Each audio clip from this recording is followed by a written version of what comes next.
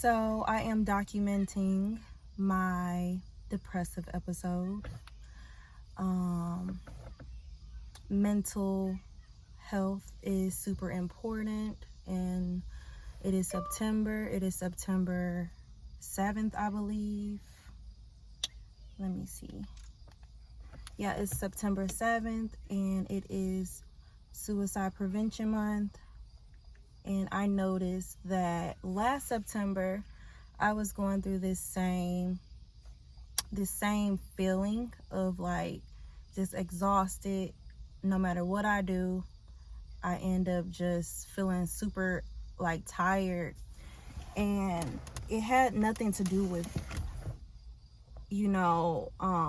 what I got going on, because I mean I can sleep and then I'll still wake up and I'm like super tired. So I've been starting to document when I start feeling like that. And I noticed that last September I was going through the same exact thing. And I remember I was recording videos with my friend. We were doing Ricky and Steph talks, and I had to basically sit out and be like, I just don't have it in me today. I have nothing to pour out. My brain's foggy. I'm tired. Like, I don't want to show up. And I did make a video about how important it is to show up, but I think God in this season, he's teaching me how to show up even though I may not feel 100% myself. And I know it's other women out there that feel the same exact way, men and women, but I'm just gonna speak on women. I know there are moms particularly that still have to show up not feeling 100% themselves, and they may be irritable and moody, or just not all the way there. Like, I find myself sitting down sometimes with my kids or with friends or family, and I'm just not there. Like, I'm physically there, but my mind is elsewhere. My mind is on 100 things at one time, and it's not a good place to be. It's not a good place to be, like, feeling like you want to be there, but you can't be there because your mind just is steady racing with everything that you got going on, or what you want to get completed, or you may not be happy where you're at currently in your life, and things like that. So I haven't been on social media as much. I've been to myself. I actually have had so much going on since July, trying to figure out like what God is doing in my life, and then on top of it, like, still trying to feed into women and help them out mentally, and it becomes a lot. I find myself being pulled over here, over here, over there, over there. I'm pulled everywhere, and I'm a mom of three. I'm a single mom of three, so I'm mommy 24/7. So I'm like feeding into my kids and things like that. And there's times where my ladies in my circle, they feed into me as well, but I'm trying to work on accepting help, because I don't know, like, it feels weird to be the person that's always helping somebody and then actually getting help from someone else.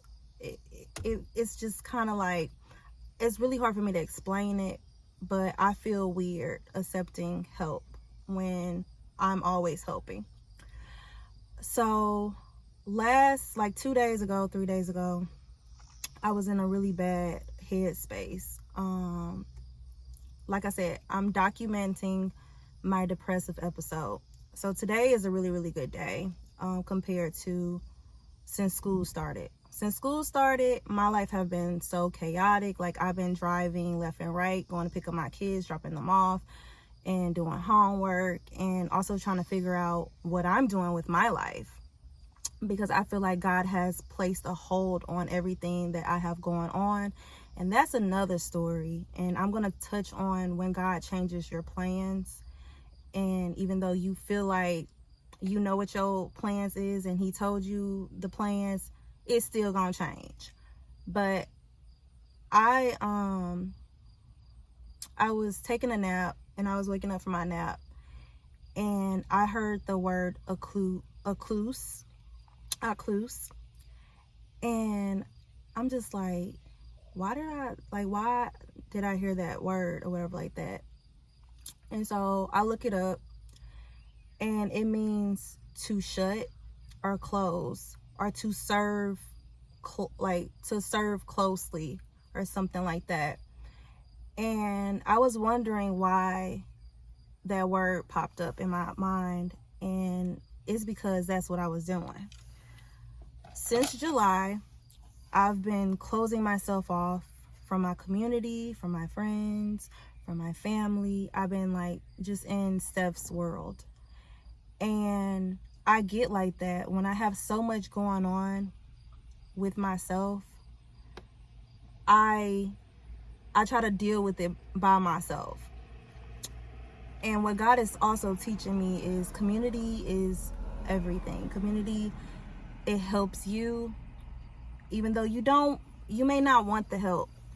But being a community when you're sad and down, because what depression does is it isolates you. And that's what the enemy does. Like, he wants to isolate you. He wants to feed you all these lies and make you feel like you're worthless, you're not valuable, the things that you're doing are unimportant, and why are you doing it? What you doing it for?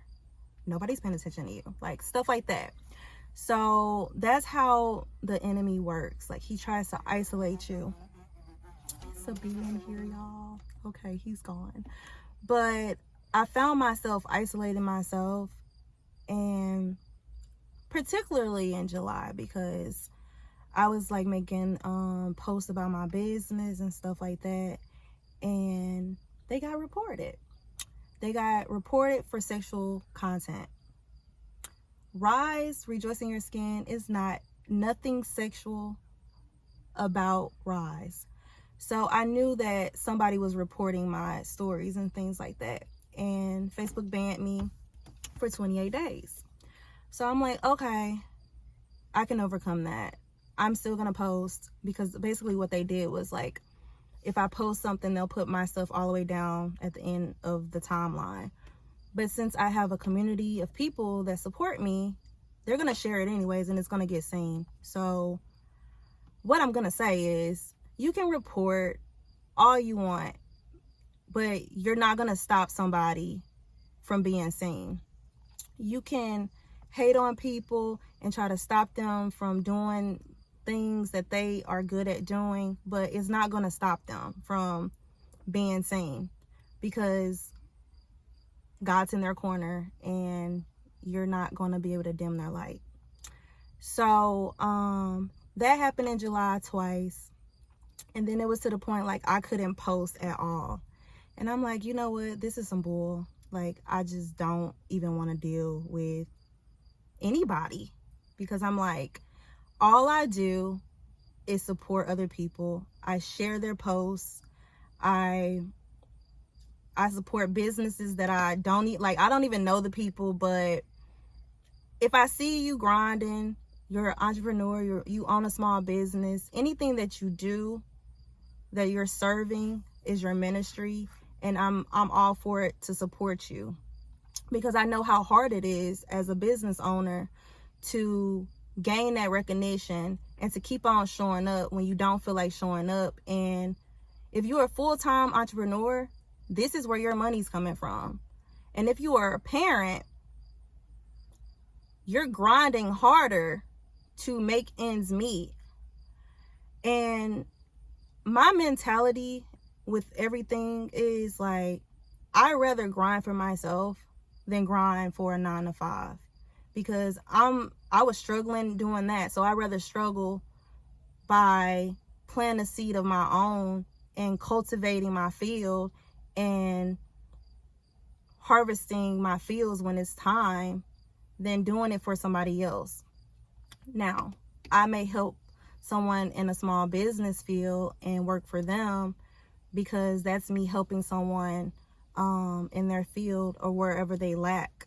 but I never want to go back to a 9 to 5. Like, that's not something I'm passionate about. It just, actually, it depresses me to even think about it. But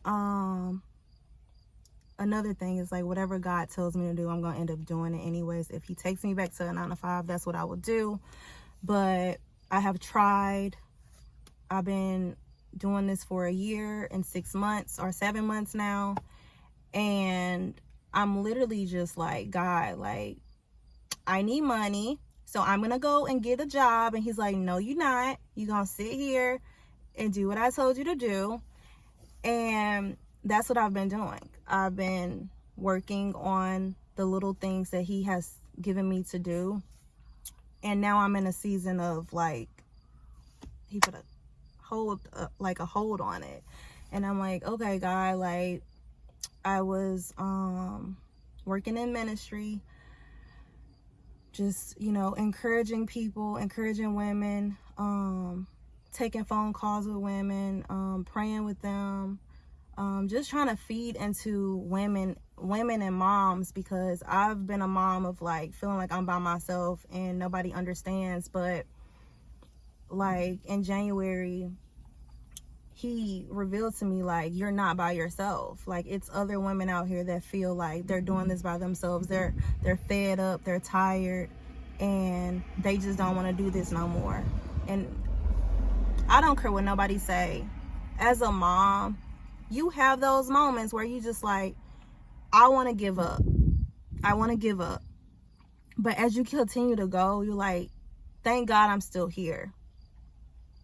It's so many times where I go through a depressive episode and I feel so hopeless, and I don't see anything positive. Like, my mind just cannot wrap myself around becoming positive. I can't even feel my worship music. I can't feel anything that I'm reading in my Bible. Like, let's just be real. Like, sometimes reading your Bible it doesn't solve the issue for everybody. It's times that I just have to sit there in the feeling and just tell God, like, Jesus, I need you. It's so many times I didn't say, Jesus, I need you. I can't do this no more. Like, I don't want to be here no more. And what I mean by I don't want to be here no more is I don't want to be in this moment, this mess, this mud, this quicksand. I feel like I'm in quicksand right now.